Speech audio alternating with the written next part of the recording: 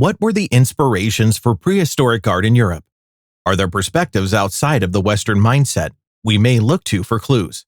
Could the global traditions of indigenous peoples give us answers?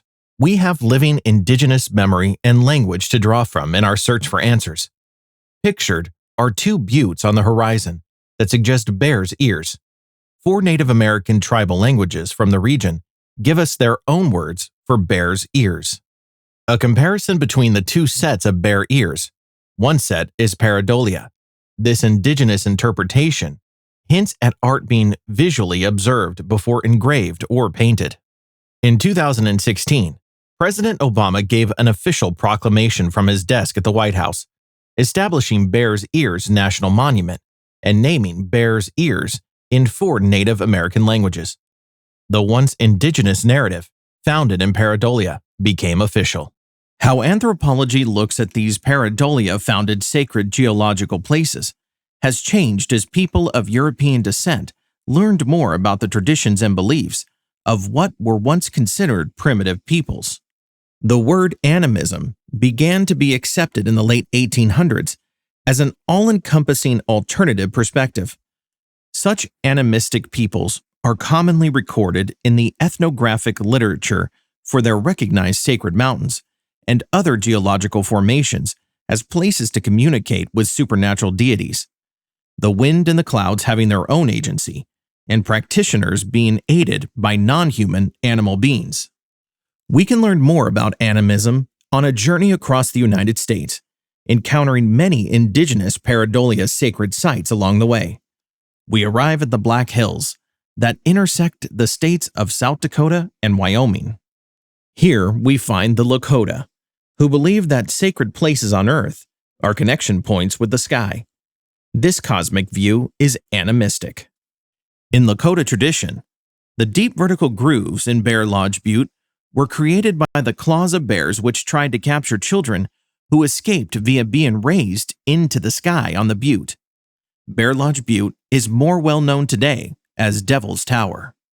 Before we move to the Upper Paleolithic, thank you for giving me this opportunity to present at this 2024 VANDA, hosted by the University of Vienna. My name is Bernie Taylor, and my research explores a deep root to mankind's creative capacity by looking at how we came to view our cosmos through the study of Upper Paleolithic cave art. The images in this presentation will be available for closer examination on YouTube and in PDF on my academia.edu and ResearchGate pages. We could travel around the world and find many animistic geological formations recognized by indigenous peoples whose spiritual beliefs can only be connected in prehistory.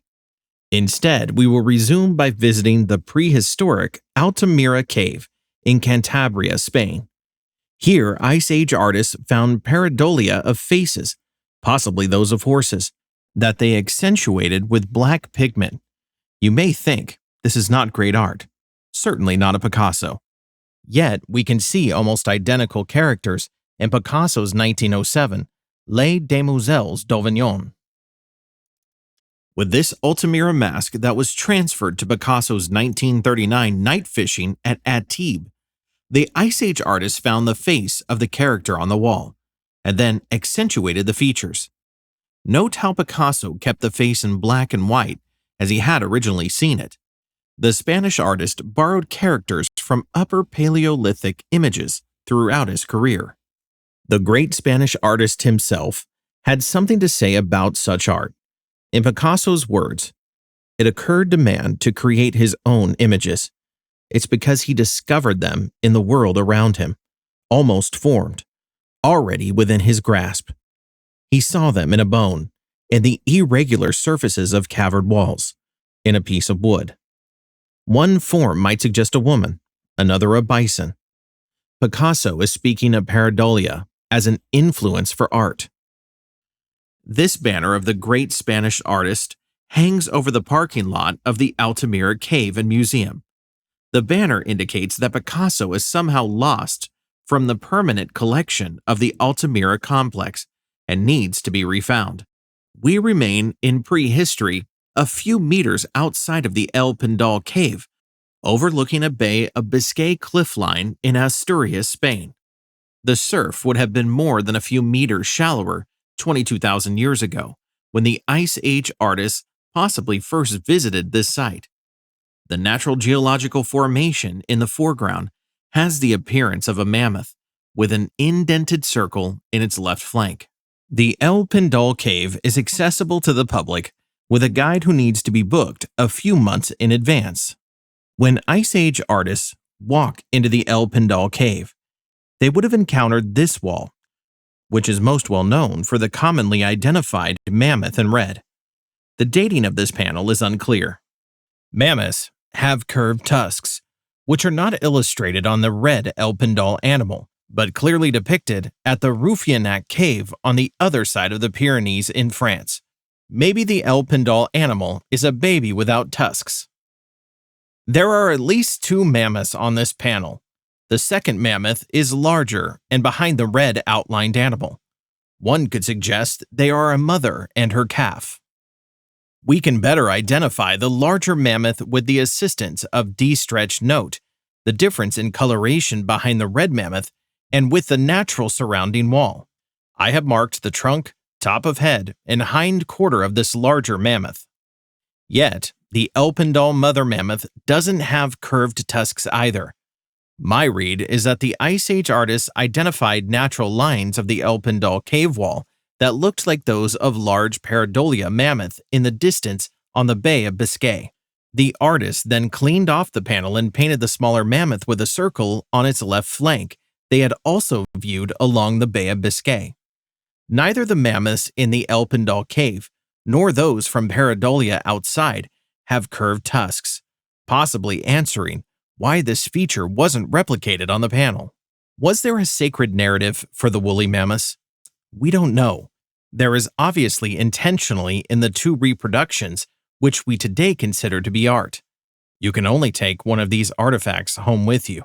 We travel to the Castillo Cave in Cantabria to view the panel from the form of a bell. The Carpathian thistle in black is estimated to have been drawn during the Middle Magdalenian. The bell-like characters are undated. The Castillo Cave has images dated to 40,000 years ago. The so-called bells could be much older than the Magdalenian. The panel to the form of a bell is illustrated to the viewer's right. Note the elephant-like animal with raised trunk. This is likely a straight-tusked elephant. The panel closely resembles this area of the Picos de Europa as viewed from the summit of Pico Cotaba in Asturias. Most notably, the peak at P1, and from where this image was taken, has the appearance of an elephant's head and left eye on Pico Cotaba. The elephant appears to blow the clouds along the central ridgeline towards Torre de Santa Maria at P2. Below this peak at P3 and P4 are 2 of the 3 poyons. P5 is Torre Canal Vaquera. There is also a circular formation of peaks whose outside rim is marked at P6.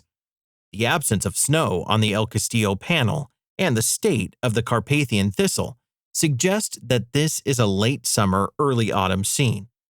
I'm working on the Ice Age narrative of this cosmoscape. My sense is that these features represent something other than geological formations. I use the words geological formations from a modern scientific perspective. To the cave artists, these peaks were spiritual beings and not mountains scarred by the wind and rain. There are other panels with this animistic elephant or mammoth concept. We now travel to the Las Monitas Cave in the El Castillo Mountain Cave Complex to view the panel of the masks. On the panel of the masks, we find an elephant character that can also be viewed in pareidolia on the Basque mountain Chindoki.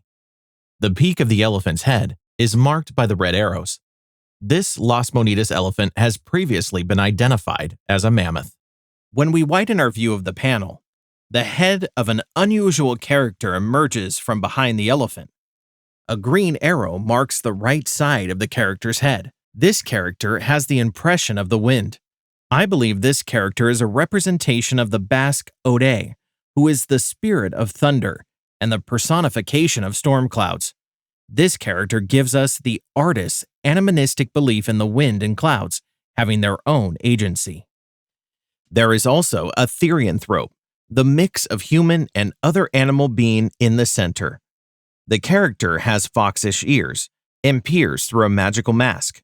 One might consider the ears to be elven in today's mythological vernacular. A second mask facing down is to the viewer's far right. This panel was previously titled The Panel of the Masks, based on the mask in the center and the illusion of masks among the surrounding dark lines. The O'Day and foxish-eared characters appear to be new finds. D-stretch enhances some of the lines through color separation. O'Day's extended right arm and head become clearer. We gain a little contrast with D-stretch for the foxish-eared character behind the mask, but lose some definition. Those dark lines over O'Day's outreached right arm are flora, such as winged broom, marked by the red arrows, a large brown maple leaf as indicated by the blue arrows, and a scattering of Spanish junipers that appear to be blowing in the wind. One can sense a gust of air animating the flora. This is an incredible animistic depiction that includes a sacred mountain to communicate with supernatural deities, the wind and clouds having their own agency and being spiritually aided by non-human animal beings. One of my favorite animistic images is in the Hall of the Paintings at the Las Chimeneas Cave in Cantabria. I've taken the liberty to name this scene the Panel of the Bears, in the absence of any known name. Can you see the bears? D-stretch helps by separating the background from the brown bears. My illustration may also aid in recognizing the bears. Mother bear carries a cub on her head. We can more clearly see the bears by comparing the Las Chimeneas image with Pica de Panmanera in Asturias, Spain, at 763 meters. One can make the drive up to the village of Aulas for this Pica de Panmanera view. Be sure to drop in at the Aulas Bar and Market for Asturian cider and local blue cheese. During this visit, we learned that the people of Aulas have not recognized the head of a bear in Pica de Panmanera. Millenniums of conquest may have erased some oral animistic traditions from the remote landscapes of northern Iberia. Yet the faces of the mountains unconsciously still draw us to them. Could the distant ancestors of indigenous peoples in North America have held these animistic traditions before entering the continent? There are many hypotheses about the timing of migrations into continental North America. The evidence of animism in Iberian cave art presented dates to before or during these migrations. European colonists in North America who encountered animistic sacred landscape narratives were looking into the mirror of their own not-so-distant past. There are not just cave underworld terrestrial plane animals and geological formations depicted on Upper Paleolithic cave panels. Sky-world relationships can be found as well. Some of my Iberian cave art work connecting these three realms dates back to 34,000 years ago. One can view these 2023 UISPP and European Association of Archaeologists presentations on my YouTube, academia.edu, and ResearchGate sites. As a side note, I do not see these cave art images as recognition of any special symbolic behavior or intelligence among Homo sapiens. Neanderthals could have made these same observations, but apparently didn't feel the need to project them onto the walls of caves. Maybe that recognition was fantasy enough. People today, with or without Neanderthal DNA, do not have any difference in pareidolia recognition, which is fundamental in judging depth and scale in most paintings and photographs. Thank you for the opportunity to speak at this VANDA 2024 conference, hosted by the University of Vienna. More on my work can be found at these sites. I am always open to cooperate on projects and virtually present my research to community and academic audiences.